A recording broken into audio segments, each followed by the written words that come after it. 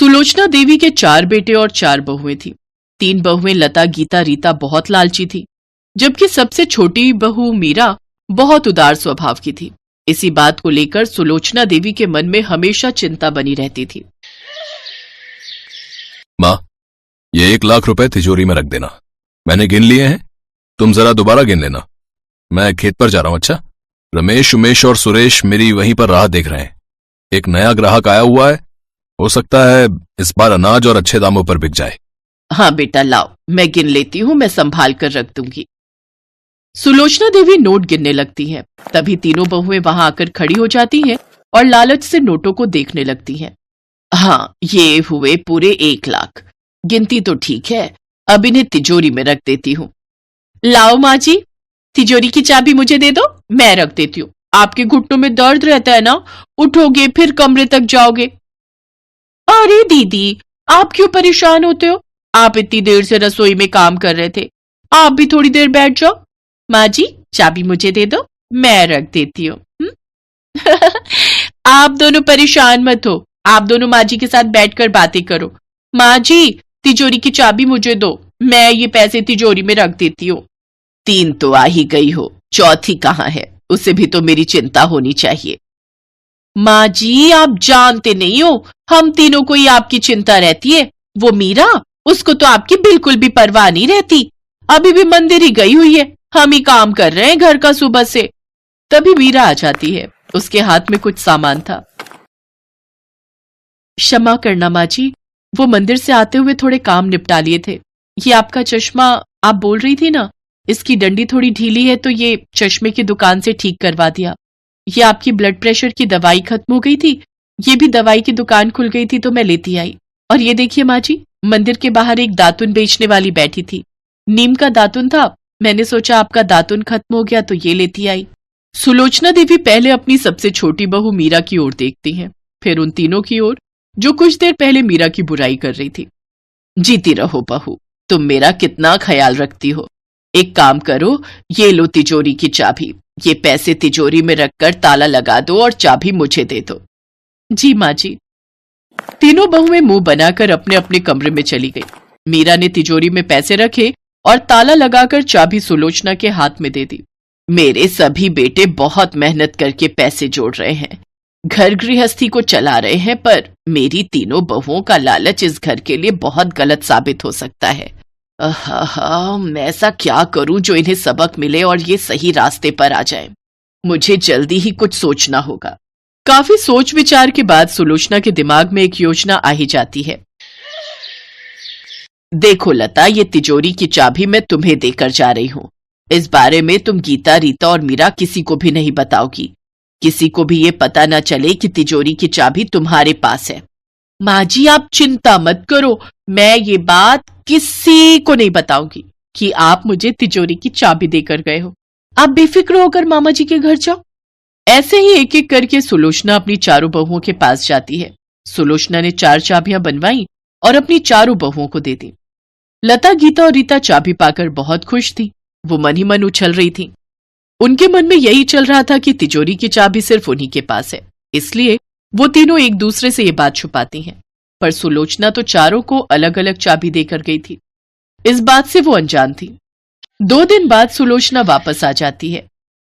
माँ जी, आप बहुत जल्दी वापस आ गए, आप तो कुछ दिन रुक कर आने वाले थे ना? बस यही समझ लो कि मुझे तुम लोगों की याद आ गई, इसलिए मैं वापस आ गई। अच्छा, मैं जरा बचे हुए पैसे तिजोरी में रख दूं।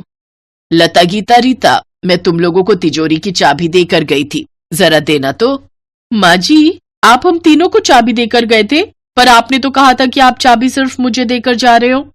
मैंने तुम तीनों से झूठ कहा था। मैं तुम तीनों को एक एक चाबी देकर गई थी ताकि मेरे पीछे तिजोरी वैसी की वैसी है या नहीं, इस बारे में मुझे पता चल सके। अब लाओ, तीनों मुझे चाबी दो। तीनों बहुएं बहुत डरी हुई थी। वो डर कर चाबी अपनी सास के हाथ में दे देती हैं, पर जैसा सुलोचना ने सोचा था वैसा ही हुआ। तिजोरी पूरी खाली थी। मैं जानती थी तुम तीनों बहुत लालची हो, मेरे पीछे तुमने पूरी तिजोरी खाली कर दी। नहीं माँ जी, मैंने तिजोरी में से कुछ नहीं लिया, ये सब गीता और रीता का काम है। नहीं नहीं, मैंने तो तिजोरी को हाथ तक नहीं लगाया, भाभी मेरे ऊपर क्यों इल्जाम लगा रही हो?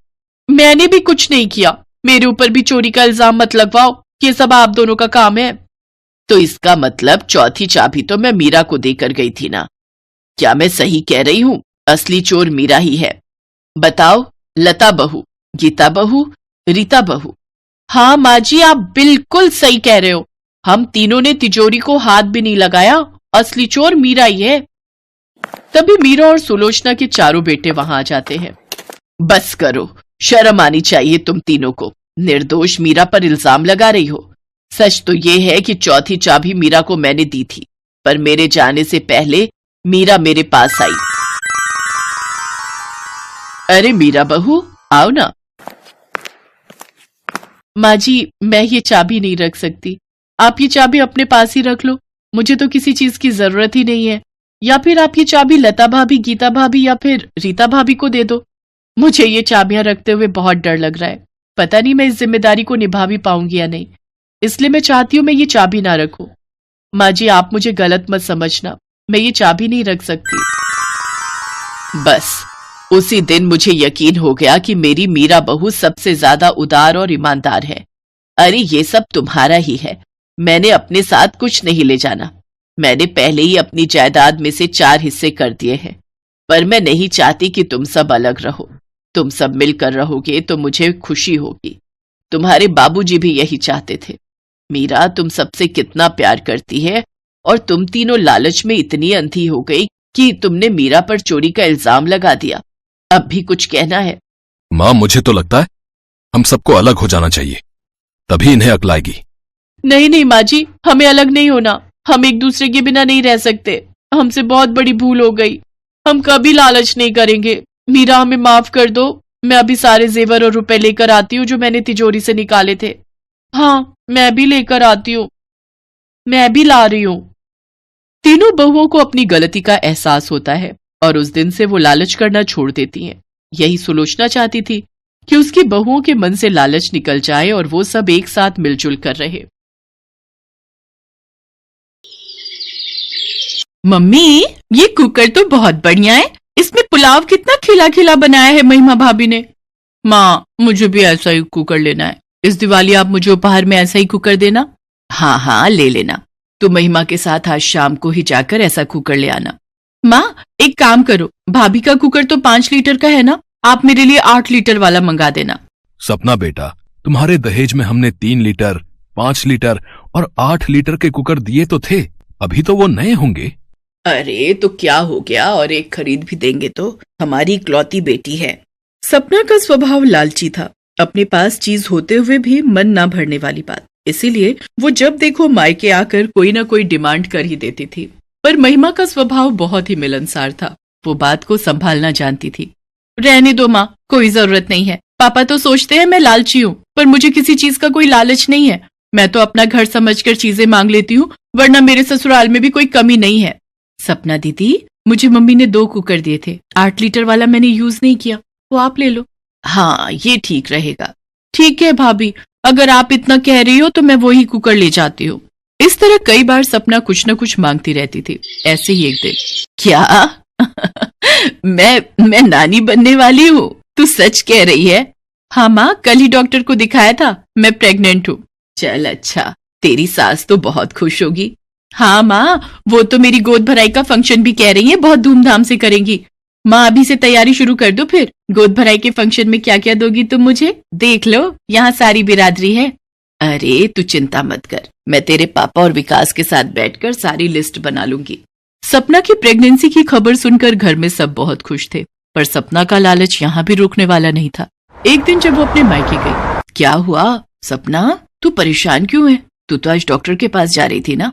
जाना तो था मम्मी, पर गाड़ी में तो टाइम लगता है, और वैसे भी डॉक्टर का क्लिनिक गलियों में जाकर है तो गाड़ी अंदर नहीं जा सकती थी। बाइक ले जाने लगे तो बाइक खराब हो गई।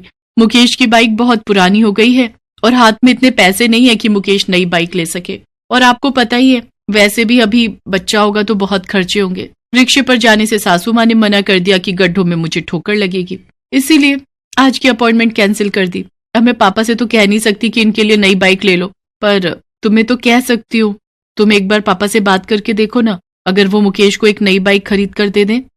अरे कैसे नहीं खरीद कर देंगे, अब अपनी बेटी को परेशानी की हालत में थोड़ी देख सकते हैं। तू चिंता मत कर, मैं तेरे पापा को बोल दूंगी। सपना अपनी गोद भराई के फंक्शन को लेकर कुछ ज्यादा ही उत्साहित हो रही थी। वो बार बार कोई ना कोई डिमांड करने के लिए अपनी माँ को फोन मिला देती थी। माँ, फंक्शन में तुम सब टाइम पर पहुंच जाना। पता है आज क्या हुआ?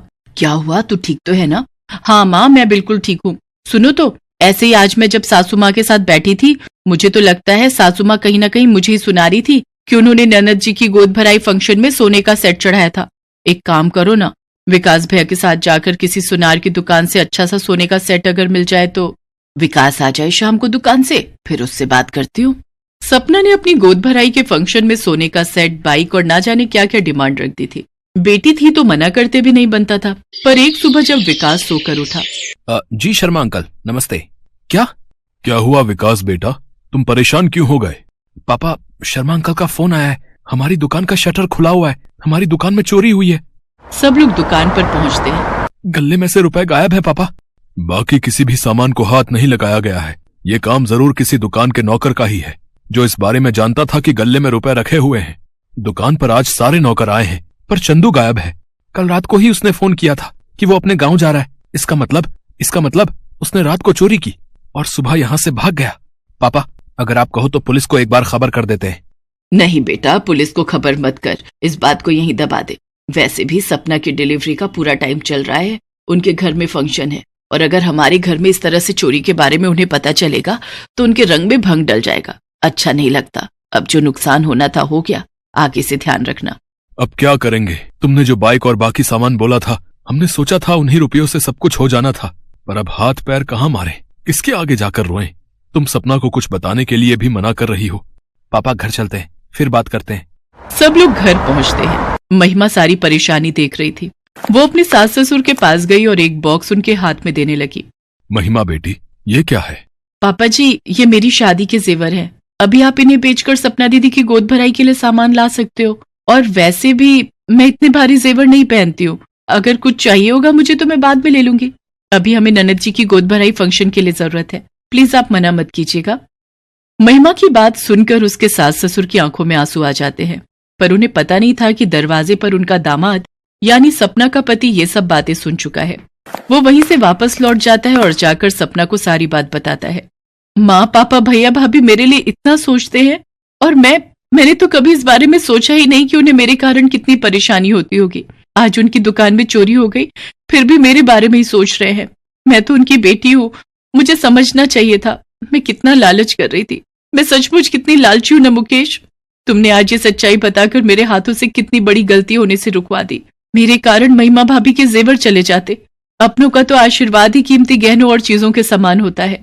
सपना बहू, तुम चिंता मत करो, तुम्हारी भाभी के गहने नहीं बिकेंगे। हम भी एक बेटी के माता पिता हैं, हम जानते हैं बेटी के लिए फर्ज निभाना क्या होता है। तुम हमारी बहू नहीं बेटी हो, इसलिए तुम्हारी परेशानी हमारी परेशानी है। सपना, माँ पापा से फोन पर बात कर लो। सपना अपने माँ और पापा दोनों से फोन पर बात करती है। उसके बाद सब लोग गोद भराई के फंक्शन में पहुंचते हैं। महिमा भाभी, आप बहुत अच्छी हो।